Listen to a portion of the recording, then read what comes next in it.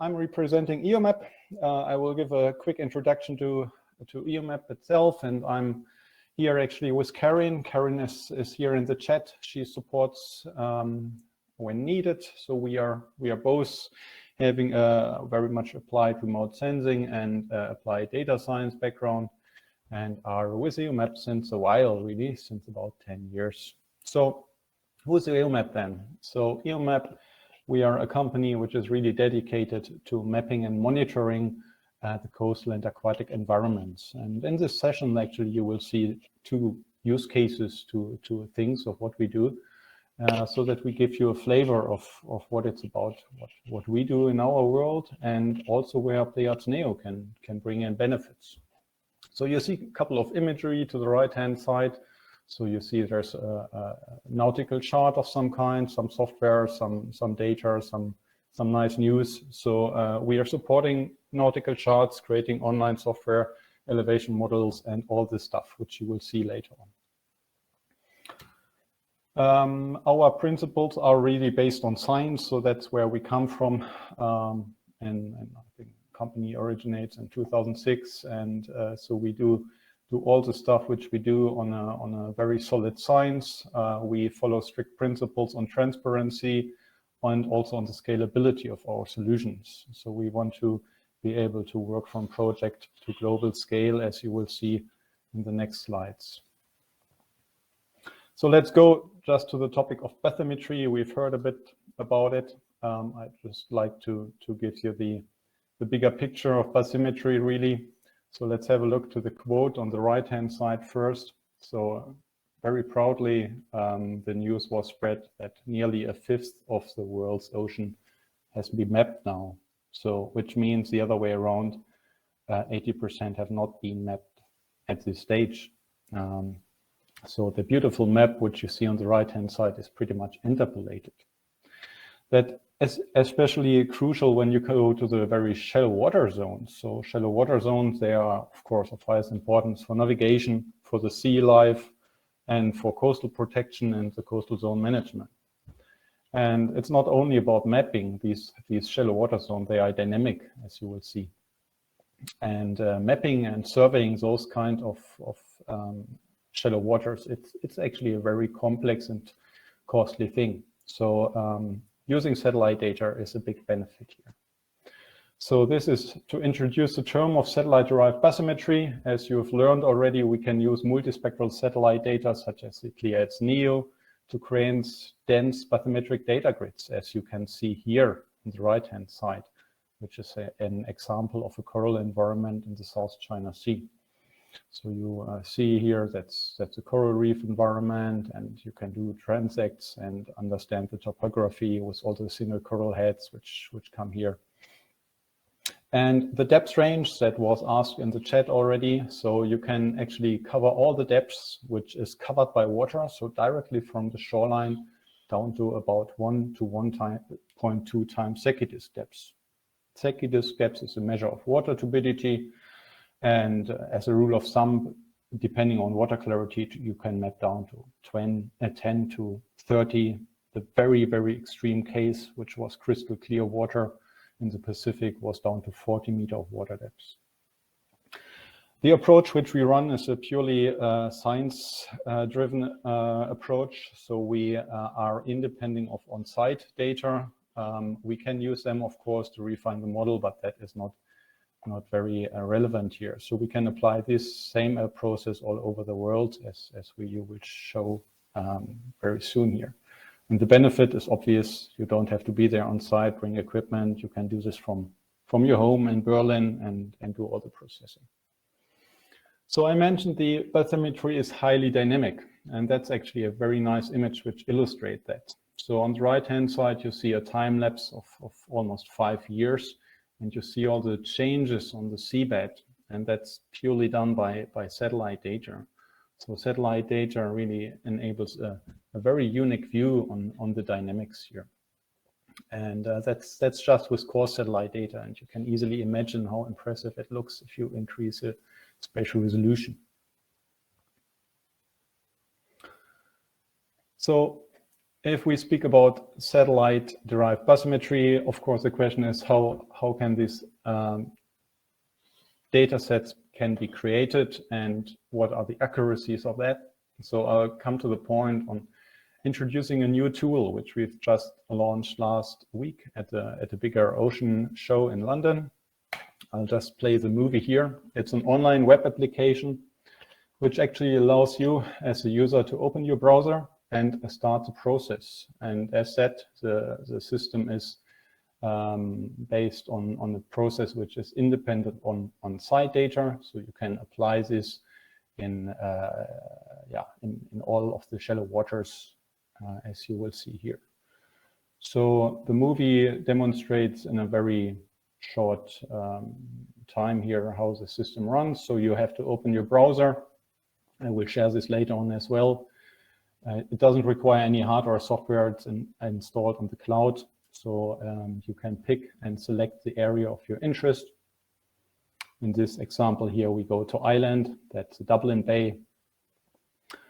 You define that, and there is the option to identify satellite imagery, if you will, on your own, or you can just use the skills of the software itself and pick a satellite image for you.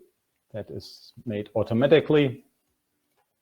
And then the backend does all the processing, which means the satellite data are being accessed, processed, and delivered as a gridded file, as a GeoTIFF, which you can load in a GIS, as you can see it here, or as a point cloud, which comes with ISO metadata and all the stuff which you need to understand and work with the metadata. So the big benefit of you as a user here is now you have full control of the system. You can pick and choose the data, do time series and all the stuff. And this tool actually found great uptake, and it will surely develop in near future. So stay tuned here. That's the online URL. I will share it later on. So let's have a bit of deeper dive into how bathymetric data look like. So what you see here on the right-hand side, it's the Gulf region, and we zoom into the Dubai sites. In the Dubai sites, Airbus was great to provide us with a bit of Pleiades NEO data, as you can see on the left-hand side. So have a closer look to this red polygon here. We will do a quick tour on different satellite imagery here recorded at different dates. This one was in mid-August last year. And on the right-hand side, you see the bathymetric grid, which was created. So every color represents a certain depth here. And just 45 days later, the same site looked very much different, especially if you have a look here. So the shoreline moved, the seabed moved. Just go back here, so you can see the sandy part, it was shifted towards the shallow waters here. And if we just do another 1 month or so, we see there's another change on the bathymetry. So what we can see here is now in a very high level of detail, thanks to the Pleiades NEO, we can identify not only the recent situation, but we can also track the changes, which directly leads to impact on your coastal zone protection and management, and also dredging activities which take place here. So satellite-derived bathymetry in a summary is to calculate the shallow water bathymetry grid using multispectral satellite data. It's a very rapid and easy to apply methods if you have the right tool to do that.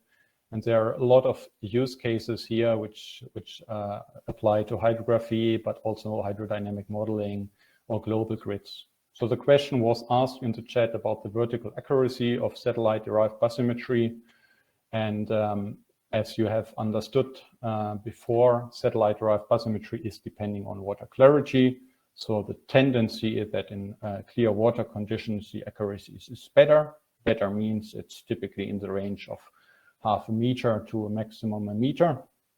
Whereas when the water gets very let's say, turbid, it's a bit more challenging and the uncertainties will increase.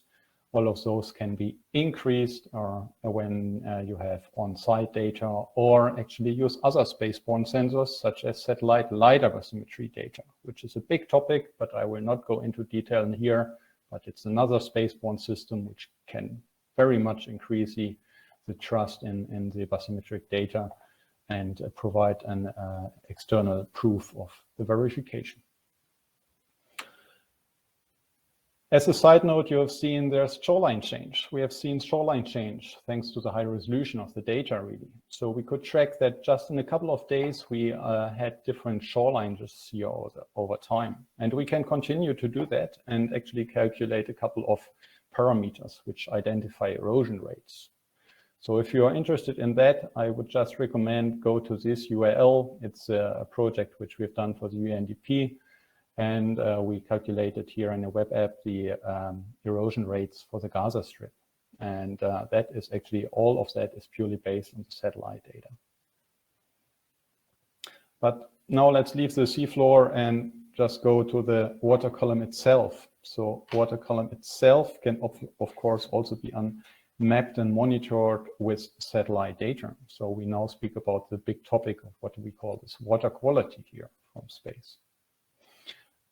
I'd just like to bring you another very practical example here of a water treatment plant, actually in Australia. So now we are in southern Australia, next to Melbourne, and there's an issue at the treatment plant. This issue is that there are cyanobacteria blooms, so algae blooms, simply speaking, which are there like every year, and actually the frequency increases, most likely due to the changing weather. And these algae blooms, actually, they have impact on the system itself. So it reduces the efficiency and there's a bit of risk to the water supply here. So we created, with our partners of the Prime Water project, we created a solution which is using Earth observation, satellite data and modeling to create an early warning system to improve the management and adjust the management of this water treatment plant. This is one image, again, of the Pleiades Neo of data which you create. So what you see on the right-hand side is now a chlorophyll concentration of the water column. And if you have a bit of idea on what this concentration stands for, these are very, very high chlorophyll ranges. This one is not an algae bloom, but the one before was. So again, with the satellite data alone, we can quantify what is in the water column, can also indicate the algae blooms and identify this to the managers of the water treatment plan. And the beauty here is you can do this for every single pond, not only in Melbourne, but simply speaking, all over the world. So if we speak about monitoring, it's all about time series. So you see a time series here where we applied different sensors. Pleiades here was tested for this purpose. And we can see that we can, over a time series, use satellite data to create information on chlorophyll. And as it turns out, this one was an algae bloom. So we can actually identify by the increase of the chlorophyll concentration, which we can see in the satellite data, that an algae bloom is likely to happen. Again, we are not stopping with just providing data. We are creating decision tools for that. So what you see on the right-hand side now is the tools where all the data are being archived and made available and are connected to a processing system. So this is just another location where we applied the system of water quality monitoring, New York State here. So for different time periods, you can see gridded information. Again, it's a chlorophyll concentration, which you see here. You can also add your satellite data to the system. You can see it here as a background layer. And now again, the beauty is you can do a bit of statistics and analytics, so to create plots, for example. This is a sensor agnostic approach, which means it runs with multiple sources and you can really understand the water quality and the dynamics just by using satellite data. So you've seen, I've mentioned Pleiades Neo a bit. So Pleiades Neo is actually a very good piece of sensor. So you've seen that it's a very high resolution data set. Here again is an image of Pleiades Neo. So a very high resolution means it's really provides a high level of detail. When it comes to bathymetry, actually this matters. because you want to understand if there's an obstruction in the water where you can or cannot go. Also, the uncertainties of the products are actually reduced simply because you have more spectral bands with the Pleiades Neo as you had with other 4-band sensors. So we concluded actually in the study, which we've also done here for this talk, it's that we can use it for our purposes here in the aquatic and coastal mapping. We've shown the example of the satellite-derived bathymetry, water quality, and shoreline and erosion studies, but there are many more solutions where the Pleiades Neo data can be integrated as the other sensors. So, and yeah, the conclusion for the let's say the conclusion for EOMAP here is that we obviously are happy to show our capabilities on monitoring and mapping the coastal and aquatic environment. And we are really driven by passion. So if you show interest, if you have interest in these topics, please reach out to us. And we are more than happy to discuss any topic which you might have. We're doing several things. As you've seen, we do a lot of software development, IST stuff, but we are also doing project-based and also consulting on Earth observation and IT-related things. And we are actually pretty proud of our team here, which is a multidisciplinary team of Earth observation scientists, IT developers, and also actually coastal engineering. So that's us. That was our talk.